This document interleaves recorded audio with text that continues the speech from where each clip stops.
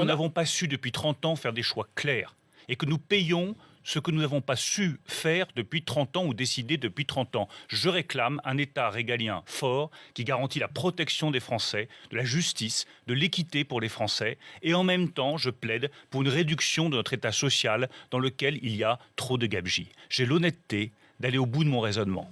Parce qu'on ne peut pas dire qu'on va renforcer les moyens des armées, leur donner 500 millions d'euros supplémentaires, avoir plus d'effectifs, qu'on va construire des places de prison qui coûtent très cher, si jamais on n'est pas capable de dire qu'il faudra dépenser mieux dans les hôpitaux, qu'il faudra dérembourser un certain nombre de médicaments, qu'il faudra être capable de prendre des décisions courageuses dans lesquelles nous avons reculé, qu'il faudra supprimer tous les régimes spéciaux de retraite qui nous coûtent si cher, qu'il faudra être capable de modifier le statut de la fonction publique. Allons au bout du raisonnement. Nous avons une occasion unique, après le 11 janvier, de refonder notre modèle économique, notre modèle social et dans le fond de refonder les bases de notre nation. Saisissons-la, c'est ça que nous demandent les Français. Ils ne nous demandent pas uniquement des mesures de sécurité, ils nous disent imaginez la France de demain.